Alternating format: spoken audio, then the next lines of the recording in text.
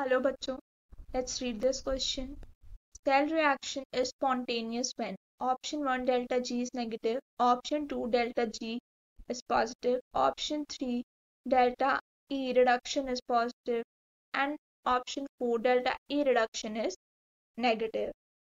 So here delta G was the pre-Gibbs energy change and delta E naught reduction is the reduction potential of the electrode. So in this question, required key concept is that pre-Gibbs energy change is equals to minus NFE, where N is the number of electrons, E is the electrode potential and F is Faraday's constant. So now question में पूछा जा रहा है कि cell reaction spontaneous कब होता है। तो एक बात जो हमें यहाँ ध्यान रखनी है कि जो डेल्टा जी है हमारा, that is an extensive property, whereas जो हमारे पास इलेक्ट्रोड पोटेंशियल है सेल का, that is an intensive property.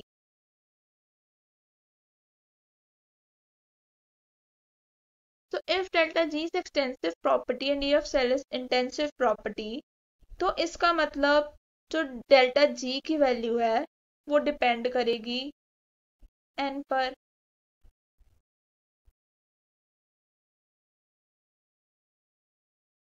ठीक है, तो अब जब इलेक्ट्रोड पोटेंशियल को हमें एज्यूम करना होगा, if this electrode potential is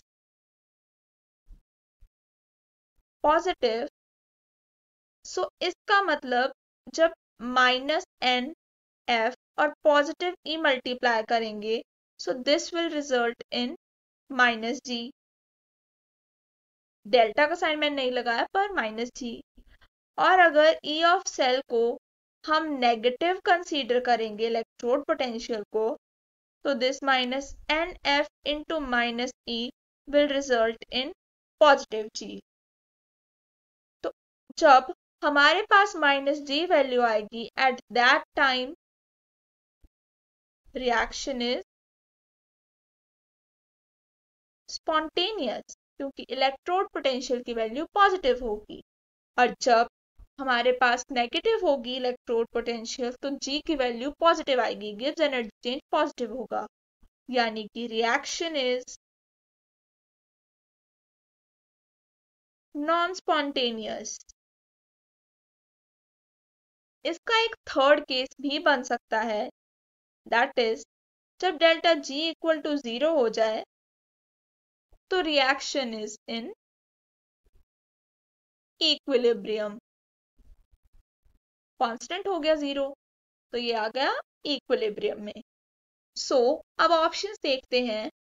delta G is negative for spontaneous, yes it is correct. Option 2 it is positive, wrong. Option 3 reduction potential is positive, yes it is correct, and reduction potential is negative. So ये भी हो गया गलत। सो अब यहाँ पे इसने सिर्फ रिडक्शन पोटेंशियल की बात की, तो ये तो ठीक है, लेकिन यहाँ ऑक्सीडेशन मतलब प्रॉपर रिडक्शन की बात ना करके हम टोटल ईएमएफ ऑफ सेल के लिए टोटल इलेक्ट्रोड पोटेंशियल लेंगे, तो ये ऑप्शन भी हो जाता है गलत। So the correct answer to the question is cell reaction is spontaneous when option number 1 is the correct answer. Gibbs free energy change is negative. I hope you have understood. Best of luck बच्चों।